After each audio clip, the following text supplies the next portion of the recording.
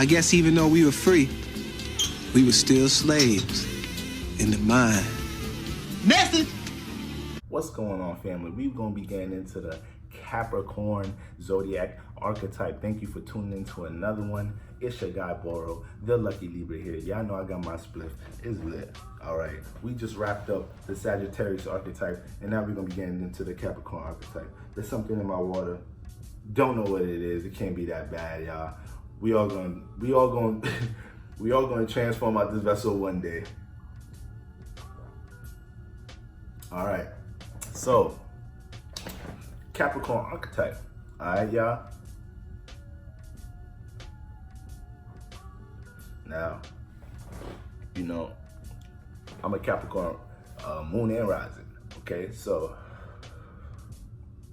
what first? You know, when we break down the basis energy of the Capricorn archetype, we want to first talk about the house Capricorn comes out of, and Capricorn comes out of the 10th house in the zodiac. All right, so we all the way in the 10th house, y'all. All right, to wrap up this series, we right here, man. We right here, man. It's Capricorn. We got 2 more to go. All right, we done made a far travel, y'all. We started all the way in the 1st house. Now we in the 10th house, y'all. We done gained a lot of consciousness. All right, we was in the 1st house. All right, we learned about the self, the I am. If we got into the 2nd house, we started building our self-esteem and our consciousness, all right? We started planting our seeds, and we started seeing our values and what values we have to offer to the world. The 3rd house, we started getting familiar with our surroundings, the people, places, and things in our immediate surroundings. Okay, we started learning how to communicate with these things, all right? We started our first ways of communication. Then we got in the 4th house, we started placing our concerns in the family, the home, our private areas, domestic issues, all right, with our family members, taking care of the home and taking care of our comfortability and what's home to us. Then we got into the 5th house, all right? And when God's consciousness got in the 5th house, then it got into his creative expression, into his sunlight, all right? Into entertainment, how it likes to entertain others and be entertained, all right? It's childlike activity and vitality. It's youthful spirit, all right? Then we got into the 6th house. It got back to work and career and working on what we planted in the 6th house, our routine, our day-to-day routine, and how we interact in the job and workplace, and health and fitness and fatigue, how we take care of ourselves, all right, how we nurture ourselves as well. Then we got into the 7th house, all right? Now we hit in the half of the zodiac. We haven't hit in the halfway of the zodiac, all right? The 7th house, Libra zodiac archetype. Then we started getting into one-on-one relationships, how we relate to people on a one-on-one relationship, people, places, and things, how we compromise, value the input of others, okay? Then we got into the 8th house, all right? We got into the 8th house, the dark house, mystic house, first mystic house, all right? You can't see shit in here. We're using mysticism. We get into occult, esoteric things. We're understanding transformation, sex, the joining of 2 energies, understanding the other material resources, understanding how to investigate and see things behind the scenes and interact behind the dark, all right? The 8th house, Scorpio. Then we got to the 9th house, Sagittarius.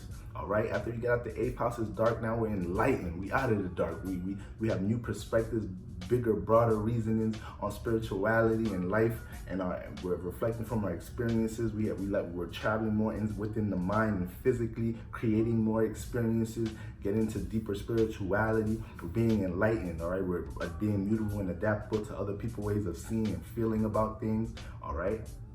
Now we in the 10th house. What do we do here? What's the consciousness here? What are the energies that govern the 10th house? All right, the 10th house deals with our social status, all right, how we present ourselves to the world, all right, how our career and the way we gain structure and stability is presented to the world, and how others see us, okay? All right, it's an earth house, so we're dealing with work in this motherfucker. We're dealing about work and career and how you present these things to the world, all right? But it's more so of how others see you in what you have grown to be in career-wise.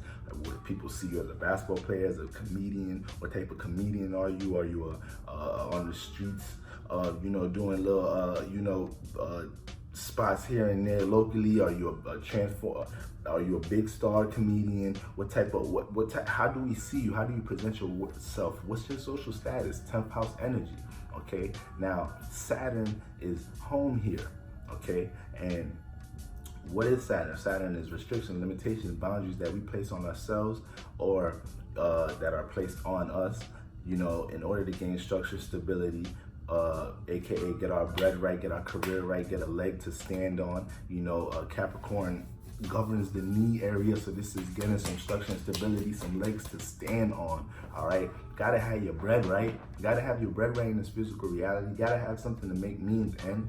Gotta have something that makes sense financially, no matter what you're into spiritually or whatever. You gotta be able to provide. You right? So that's Saturn energy, making sense out of things. Okay, the father of time, building. All right, the 10th house. Put it like the 10th house. When you 10th house, there's a lot of construction in this house. There's a lot of things being built, things being torn down. All right, you see a bunch of archetypes drawing out blueprints. Capricorn is the archetype. It draws out the blueprint. Okay, so this is why Capricorn governs on this energy. This is why Capricorns can be bosses, can be can run a motherfucking business. And because of this energy, because we're dealing with all this business-like Saturn, Earth-like energy in this cardinal Earth house. Okay, and I didn't mention this cardinal. This is why Capricorns can also treat people around them like they're their employees. When that's your friend, that's your relative. Yeah, chill out, Caps. All right, everything could be come off like business or come off like super logical and practical because it's cardinal Earth. All right, it's a cardinal Earth house, and this is creating new ways to be logical and practical. So creating new ways to be practical about what we're thinking about, our logic. All right, are we brainstorming? So what's the plan? What's the blueprint? Let me draw up the blueprint. How we gonna get bread? Let's come up with the game plan. This is Capricorn mentality. Let's make something out of this shit. Let's build something. All right, let's motherfucking build. Capricorn-like energy. And now we get into Mars being exalted here. Mars is exalted here. Some just powerful energy here, y'all. So with Mars being exalted in the 10th house, what is Mars? Mars is our desires, goals, passions, our intentions, the things that we intend to do. All right.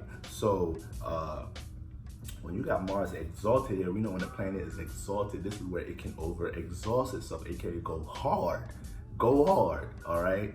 So with Mars being exalted here, Capricorn, they can go hard and overexhaust themselves into their desires, passions, and goals of their career endeavors, of their social status they're trying to create and project to the world or make out of themselves. Okay, and when we talk about go hard, I'm talking about go hard like this is number one. This comes before a lot of things, whether it's subconsciously or no, or not. Capricorns, you think you balancing your career with your family, but you may not. You may have to really step back and listen to your baby moms and what your mom is saying. It may be going one ear and out the other. You may be neglecting that a little bit. Your balance may be off. You may be putting other things to everything on the back burner just to overexhaust yourself in career, finance, business, whatever it is. Could be with this Saturn and Mars energy is like no feelings in the business place. So it's like a Capricorn.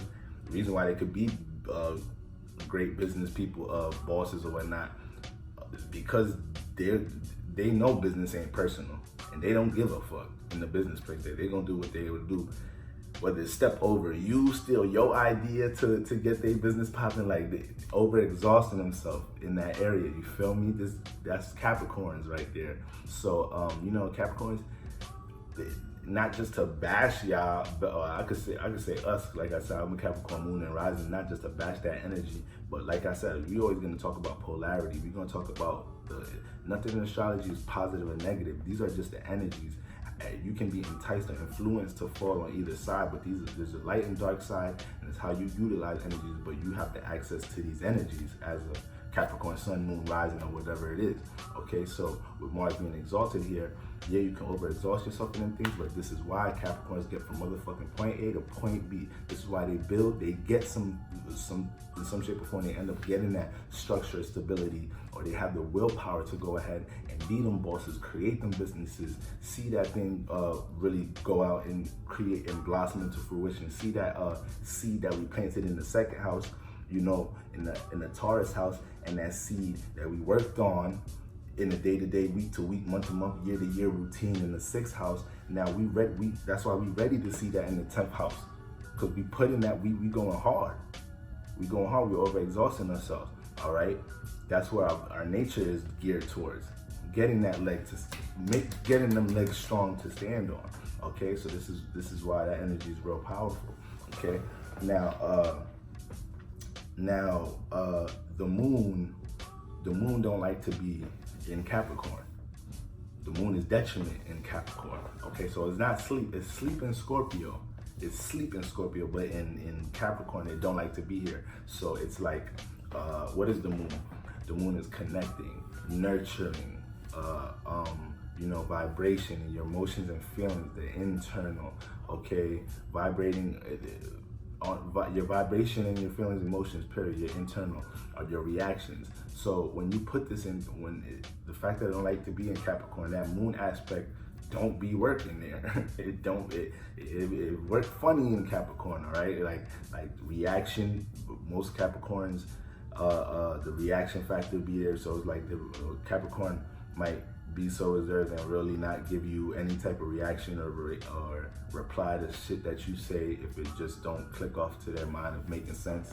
Like you may have some caps that like people just be dealing with, like, yeah, it's hard to read this person. Like they just don't be reacting. Like, you feel me?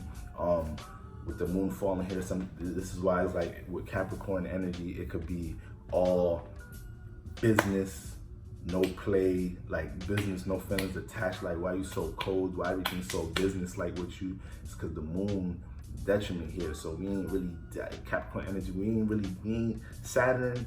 We ain't dealing with emotions and feelings and the mushy connection energy. We could connect if it's about business. We could build if it's about business. Because remember, Saturn is exalted in Libra, y'all.